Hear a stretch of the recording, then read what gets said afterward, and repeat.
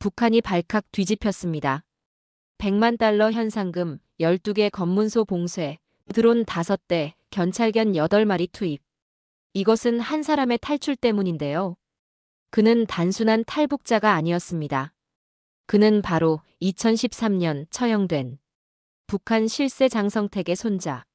세상은 모두 그가 죽었다고 믿었습니다. 하지만 12년 뒤 그는 돌아왔습니다. 수용소에서 살아남아 국경을 찍고 세계의 이목을 다시 북한으로 돌려놨습니다.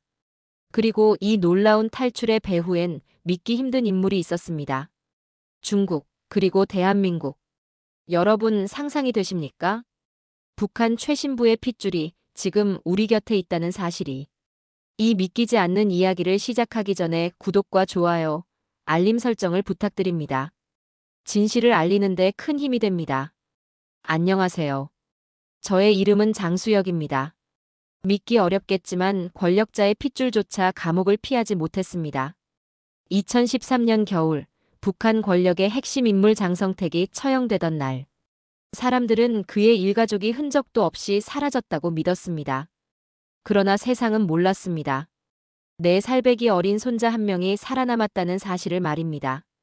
저는 이름조차 없이 단순한 수용소의 번호 아동 13호로만 존재하며 12년을 버텨냈습니다. 누가 제 부모인지 왜 이곳에 왔는지조차 알지 못한 채 사람들은 저를 번호로만 불렀습니다. 아동 13호. 그것이 제 첫 이름이었습니다. 굶주림은 일상이었고 차디찬 겨울은 매년 찾아왔습니다. 돌이켜보면 그 시절 기억은 대부분 배고픔뿐입니다.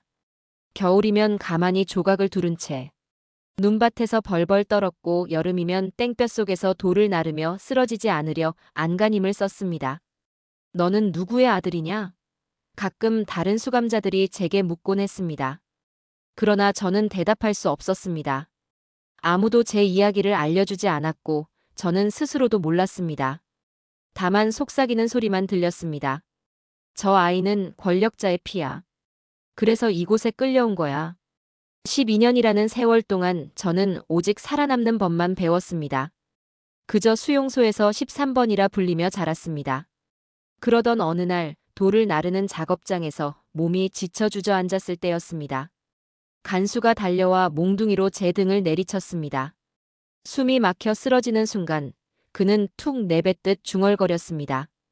원래라면 너도 장성택이랑 같이 죽었어야 했어. 그 순간 제 머릿속이 얼어붙었습니다. 처음 듣는 이름.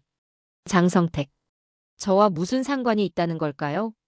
여러분 상상이 되십니까? 아무것도 모른 채 살아온 아이가 간수의 퉁명스러운 말 한마디로 자신의 운명을 깨닫는 그 순간을 말입니다. 저는 그날 처음으로 깨달았습니다. 제가 살아있는 이유는, 죽지 못한 이유는 바로 그 장성택이라는 이름 때문이라는 것을요. 그 이름은 북한의 권력 서열을 뒤흔든 단어였습니다. 김정일의 매제이자 김정은의 후견인. 동시에 경제개혁을 주장했던 실리주의자. 북한에서는 보기 드물게 중국식 개혁 모델을 긍정하던 인물이었습니다. 2013년 12월. 조선중앙통신은 충격적인 보도를 내보냈습니다. 장성택, 국가전복 음모로 체포. 사흘 뒤 그는 공개 재판에서 사라졌습니다.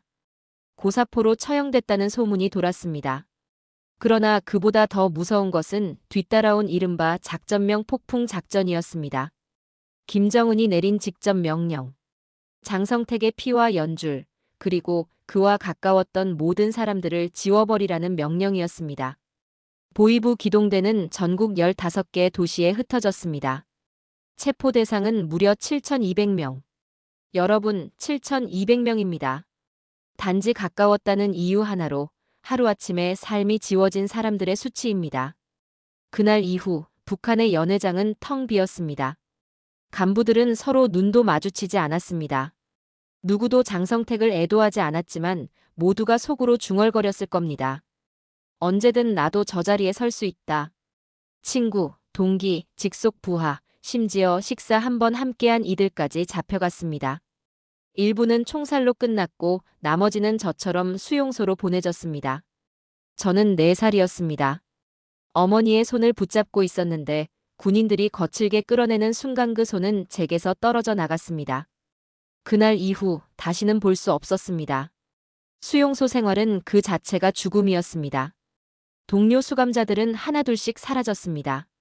밤마다 옆자리에 누웠던 아이가 아침이 되면 싸늘한 주검이 되어 있었습니다. 그러나 누구도 울지 않았습니다. 울면 곤봉이 날아왔으니까요. 저는 그저 살아남기 위해 눈을 감고 배를 움켜쥐며 하루를 버텼습니다. 하지만 가끔 간수들의 대화가 귓가에 들려왔습니다. 저놈이 바로 장성택 손자라더라. 저런 것도 살아있으니 신기하지 않냐? 저는 몸을 떨었습니다. 왜 제 피가 문제인지, 왜 제 인생이 짐승처럼 되어야 하는지 이해할 수 없었습니다. 여러분이라면 어떻겠습니까? 자신이 누구인지도 모른 채 간수의 발길질 속에서 비로소 진실을 알게 된다면 말입니다. 그날 이후 저는 매일 다짐했습니다. 살아남자. 무슨 일이 있어도 버텨서 이곳을 나가자. 그래야만 제가 왜 살아남았는지 세상에 말할 수 있으니까요. 그렇게 저는 12년을 버텼습니다. 한 번도 자유를 본 적 없는 살. 그러나 언젠가 찾아올 단 한 번의 기회를 위해 숨죽이며 그날을 기다렸습니다. 돌멩이처럼 차가운 밥그릇에 담긴 옥수수죽, 거기에 풀뿌리를 얹어 삼키는 것이 전부였습니다. 그조차 없을 땐 쓰레기장에서 굳어버린 무 조각을 주워 먹었습니다. 밤마다 하늘을 올려다볼 때면 저는 늘 같은 질문을 했습니다. 왜 나만 여기 있는 걸까? 그러다 깨달았습니다. 이곳에서는 누구도 이유를 묻지 않았습니다. 그저 명령에 복종하고 견뎌내는 것만이 허락된 삶이었습니다. 그러나 제 안에는 설명할 수 없는 불씨가 있었습니다. 한 번도 자유를 본 적 없지만 자유를 향한 갈망은 사라지지 않았습니다. 겨울 새벽 철문 사이로 스며드는 바람을 맞으며 저는 다짐했습니다. 언젠가 반드시 이곳을 떠나겠다. 그날 이후 저는 틈틈이 준비를 시작했습니다. 폐자재 더미에서 발견한 녹슨 철사 조각을 모아 갈고리를 만들었고 버려진 헝겊을 이어 밧줄을 꼬았습니다. 혹여 누군가 눈치챌까봐 땅속 깊이 파묻어두고 매일 조금씩 다듬었습니다. 어느 추운 겨울날 저는 다시 한번 땅바닥에 쓰러져 있었습니다. 간수의 군화가 옆구리를 짓밟으며 짐승처럼 웃었습니다. 너 같은 놈은 애초에 숨붙어 있는 게 기적이지. 그 말에 이어진 주먹은 무겁고 날카로웠습니다. 눈앞이 번쩍이며 돌바닥에 머리를 찧었습니다. 그날 배급은 옥수수 세 알이었습니다. 아니, 새 알마저도 제대로 삼키지 못하게 뺏기곤 했습니다. 배고픔은 더 이상 고통이 아니라 제 존재 그 자체였습니다. 여러분 상상이 되십니까? 하루 종일 노동을 하고도 입에 넣을 게 옥수수 새 알뿐이라는 현실을 말입니다. 몸은 피투성이었지만 그 순간 오히려 마음은 단단해졌습니다. 이대로 죽느니 담장 너머에서 죽겠다. 그날 밤 탈출을 결심했습니다. 수용소의 교대 시간은 늘 똑같았습니다. 2025년 1월 새벽 3시 손목시계의 바늘은 경비 교대 시간을 가리키고 있었습니다. 경비병이 막사로 들어가는 순간 잠시 공백이 생깁니다. 180초. 단 3분의 틈. 그 짧은 공백이 제 인생을 바꿀 전부였습니다. 지금 아니면 영원히 기회는 오지 않는다. 저는 스스로에게 속삭였습니다. 숨을 깊게 들이마셨습니다. 가슴은 터질 듯 뛰었고 발끝은 이미 얼어붙어 있었습니다. 손바닥에 땀이 맺혔지만 밧줄을 놓지 않았습니다. 경비병 한 명이 막사로 들어가는 순간 저는 마침내 몸을 일으켰습니다. 그리고 차가운 담장 아래에 섰습니다. 제 삶의 첫 번째 진짜 발걸음이었습니다. 여러분 상상이 되십니까? 12년간 이름조차 없이 살던 한 소년이 드디어 자유를 향한 발걸음을 떼는 그 순간을 말입니다. 하지만 진짜 충격은 그 다음이었습니다. 저는 3년 동안 숨겨둔 밧줄과 갈고리를 꺼냈습니다. 새벽 공기가 뼛속까지 파고들었습니다. 차가운 쇠붙이가 손바닥을 파고들었습니다. 벽 앞에 다가서는 순간 심장이 미친 듯이 뛰기 시작했습니다. 분당 140회, 아니 150회를 넘어섰을 겁니다. 가슴이 터질 듯 요동쳤습니다. 갈고리를 던졌습니다. 처음엔 미끄러지며 철조망을 스치고 떨어졌습니다. 날카로운 철선에 손등이 찢기며 붉은 피가 흘러내렸습니다. 그 피 냄새를 맡았는지 멀리서 개가 짖기 시작했습니다. 안 돼, 제발 들키면 안 돼. 다시 던진 갈고리가 마침내 철조망에 걸렸습니다. 숨을 고르고 몸을 끌어올렸습니다. 차가운 콘크리트 벽에 손바닥이 들러붙었습니다. 피가 얼어붙으며 바위와 뒤섞였습니다. 손가락이 떨렸지만 멈출 수 없었습니다. 야, 불 켜라. 멀리서 간수들의 고함 소리가 들려왔습니다. 탑의 서치라이트가 이쪽으로 움직이기 시작했습니다. 저는 급히 몸을 벽 위로 밀어 올렸습니다. 점퍼가 철조망에 찢기며 소리가 났습니다. 찌익 순간 온몸이 얼어붙었습니다. 빗줄기가 제 발끝을 스쳐 지나갔습니다. 숨이 멎을 만큼 긴장된 순간 저는 온몸을 굽혀 철조망 너머로 몸을 던졌습니다. 떨어지는 순간 옆구리가 돌에 부딪히며 숨이 막혔습니다. 하지만 멈출 수 없었습니다. 땅에 구르며 그대로 숲속을 향해 기어갔습니다. 뒤에서 사이렌이 울렸습니다. 붉은 경광등이 수용소 벽을 핥으며 번쩍였습니다. 깨 짖음이 점점 가까워졌습니다. 저는 나무 사이로 몸을 숨겼습니다. 차가운 바람에 피 냄새가 더 짙게 퍼졌습니다. 손을 움켜쥐자 끈적한 피가 뚝뚝 떨어졌습니다. 여러분이라면 어떻게 하시겠습니까? 이미 피 냄새로 추적견이 쫓아오는데 멈춰 숨을 고를 수 있겠습니까? 숨소리조차 삼키며 숲속 깊은 곳으로 달렸습니다. 돌멩이가 발바닥을 찌르고 가시에 옷이 찢겼습니다. 그러나 그 고통이 오히려 살아있다는 증거 같았습니다. 10분 뒤 첫 번째 총성이 들렸습니다. 밤하늘을 가르며 울려 퍼진 총성은 제 귀를 찢었습니다. 도망자가 있다. 간수들의 목소리가 들려왔습니다. 저는 쓰러진 나무 밑으로 몸을 밀어 넣었습니다. 숨을 멈춘 채 다시 한번 귀를 기울였습니다. 개 짖음이 가까워졌다 멀어졌다. 요원들의 발소리가 땅을 울렸습니다. 시간이 얼마나 흘렀는지 알 수 없었습니다. 다만 하나는 확실했습니다.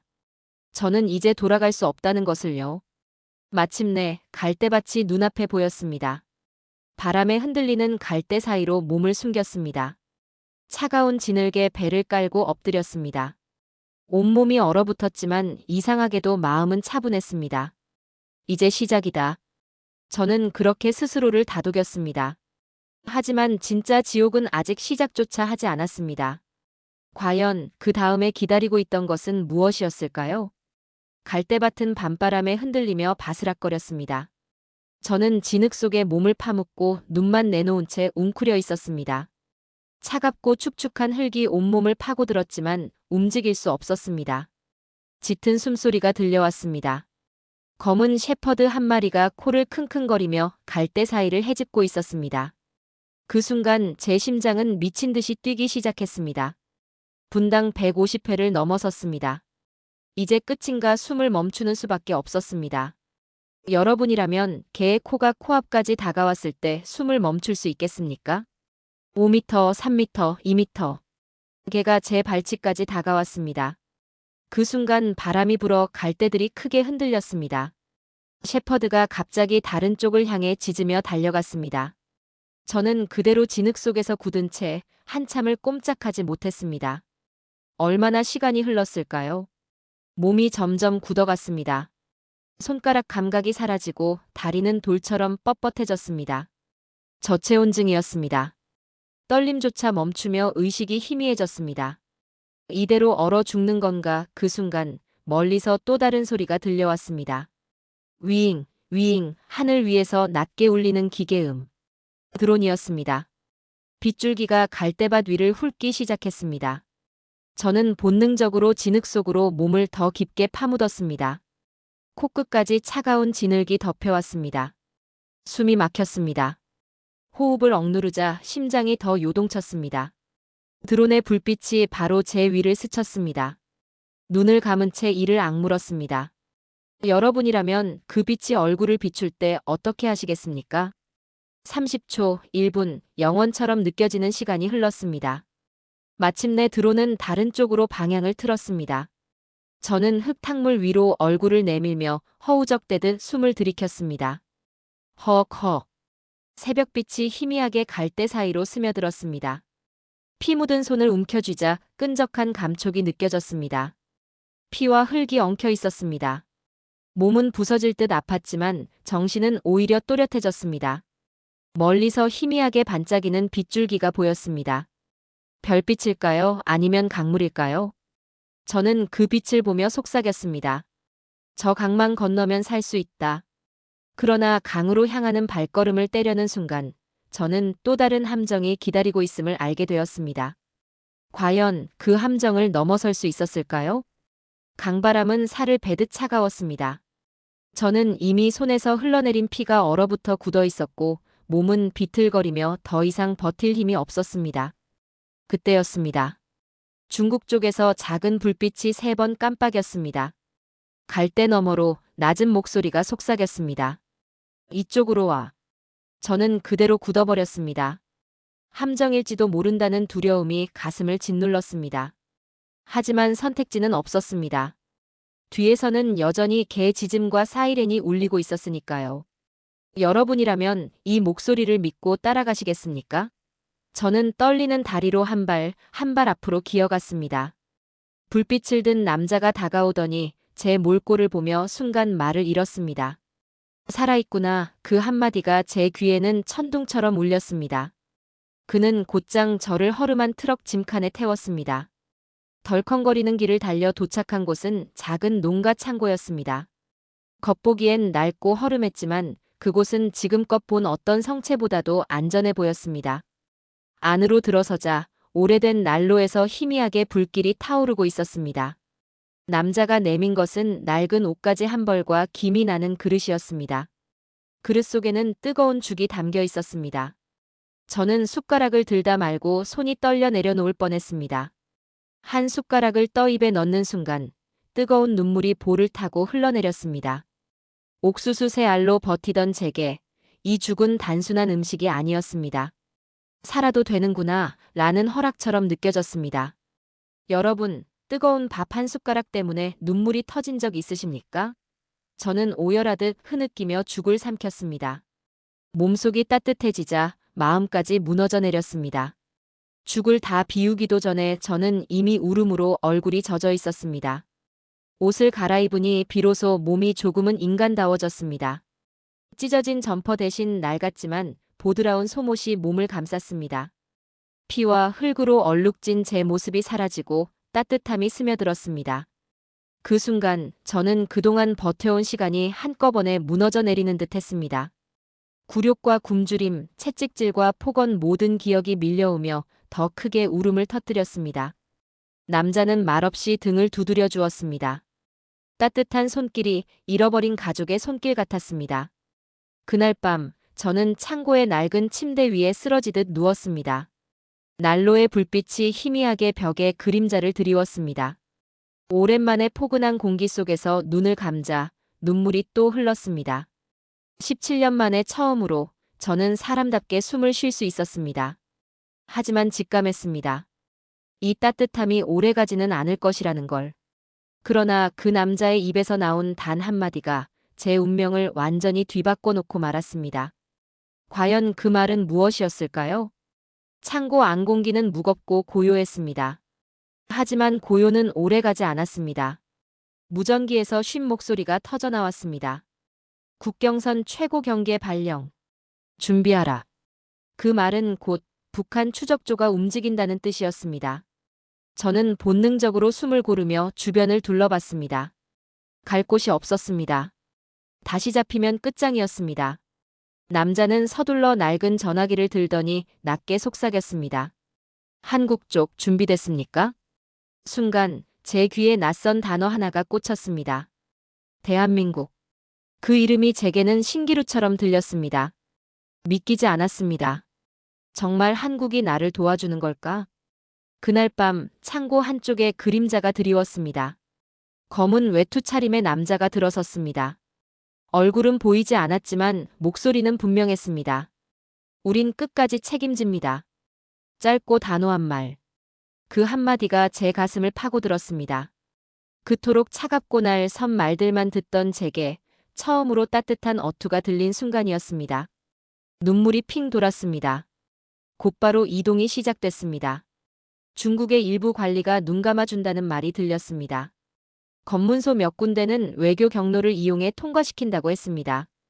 차량은 아무 표시 없는 밴이었지만 내부는 숨막히는 긴장으로 가득 차 있었습니다.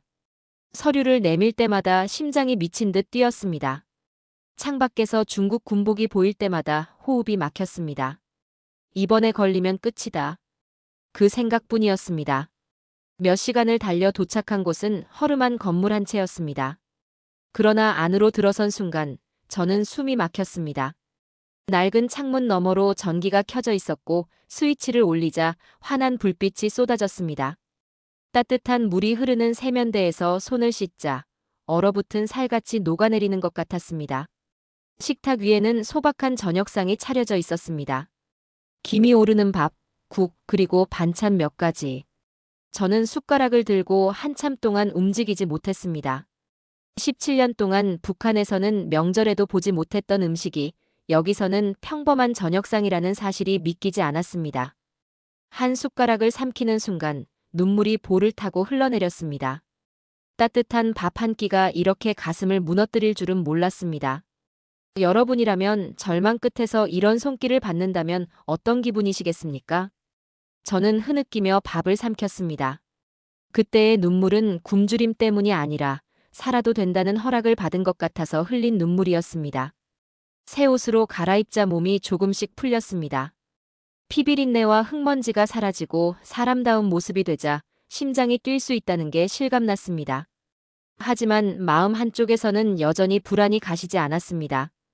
이제야 숨을 돌린 줄 알았지만 그건 착각이었습니다. 하지만 그 순간조차 끝이 아니었습니다. 더 거대한 소용돌이가 저를 기다리고 있었습니다. 수혁 씨, 이제 선택해야 합니다. 어둠 속 한국 요원의 목소리가 들려왔습니다. 어디로 가고 싶습니까? 제3국입니까? 아니면 바로 대한민국입니까? 저는 대답을 못했습니다. 대한민국. 그 이름은 제게 너무 멀고 너무 크고 너무 두려운 곳이었습니다. 북한에서는 적국이라고만 배워왔습니다. 혹시라도 속임수라면? 혹시라도 거기서 버려진다면? 잠시 후 저는 떨리는 목소리로 말했습니다. 제3국을 가겠습니다. 요원은 고개를 끄덕였습니다. 그러나 그의 눈빛은 분명히 말하고 있었습니다. 우린 끝까지 지켜낸다. 그 순간 제 눈에 눈물이 고였습니다. 낯선 땅에서 누군가 제게 선택지를 주었다는 것 자체가 기적이었으니까요. 대한민국 요원이 누군가와 통화를 하였습니다. 중국말로 통화를 하니 제가 자세히 알아들을 수는 없었지만 말투와 표정만 보아도 중요한 내용이고 심각한 대화라는 것을 알 수 있었습니다. 그로부터 1시간 후 차소리가 나서 들켰다고 생각한 순간 문이 열리며 이번에는 중국 요원이 들어왔습니다. 그 중국 요원은 저를 한참이나 쳐다본 후 한국 요원과 심각하게 대화하고 나서 저의 여권을 건네주었습니다.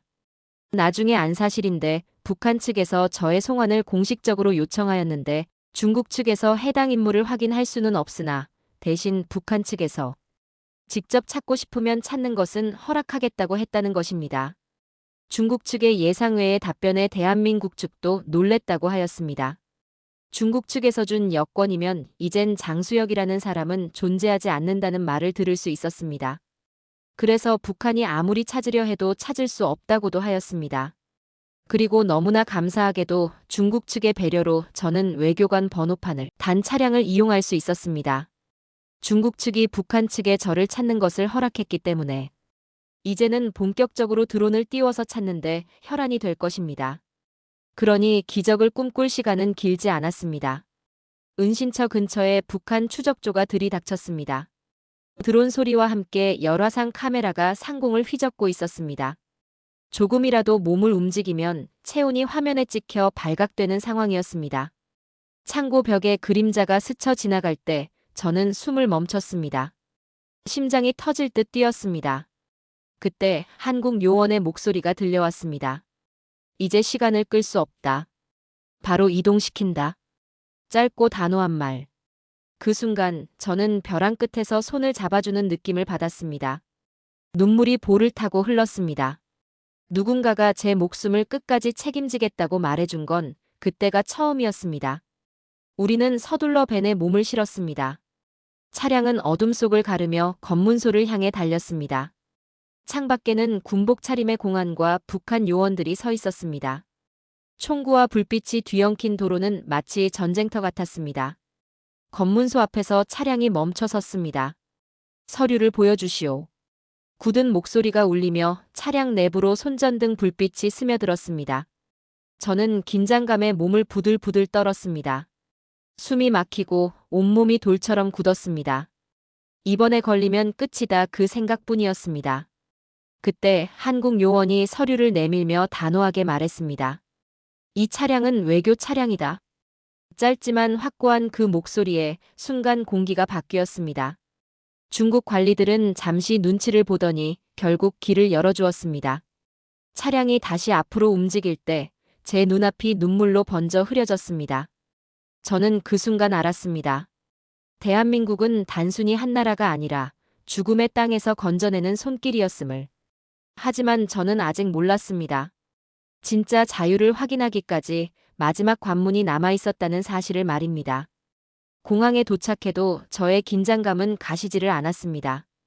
검색대를 대한민국 요원과 같이 통과하여 비행기에 탑승하는 순간까지도 보위부가 나타날까봐 중국 공안이 잡아갈까봐 계속 떨렸습니다. 그때 대한민국 요원이 저의 손을 잡아주었습니다. 이젠 괜찮으니 떨지 마라. 그 한마디에 또 눈물이 났습니다. 비행기가 활주로를 박차고 솟아오르고 창밖을 내다보니 북한의 산맥과 중국의 강줄기가 멀어져 갔습니다.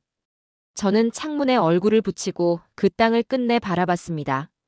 그곳은 제 청춘이 무너지고 제 가족이 사라지고 제 영혼이 묶여있던 곳이었습니다.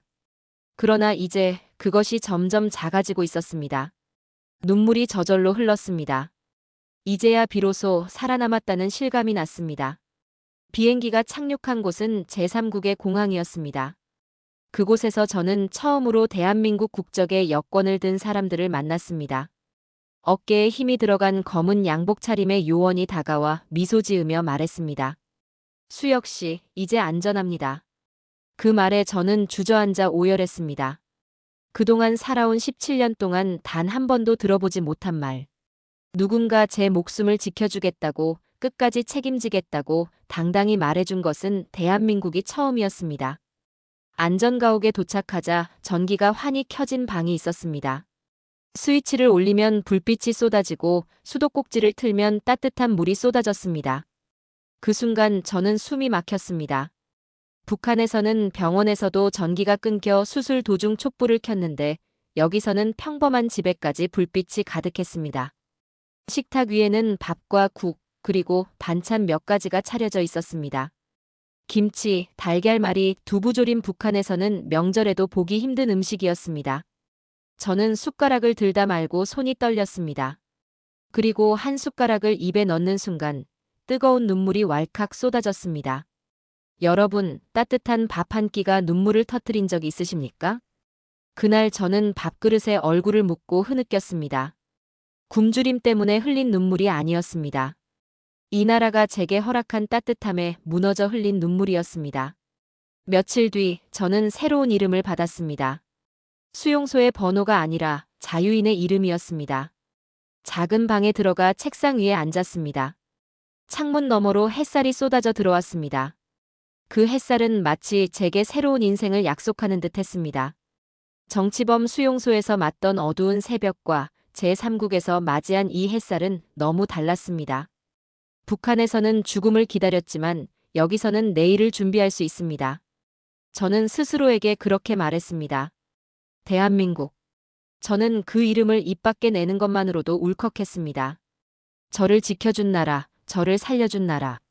세상 그 어느 곳에서도 환영받지 못하던 제가 대한민국에서는 보호받았고 존중받았고 미래를 약속받았습니다.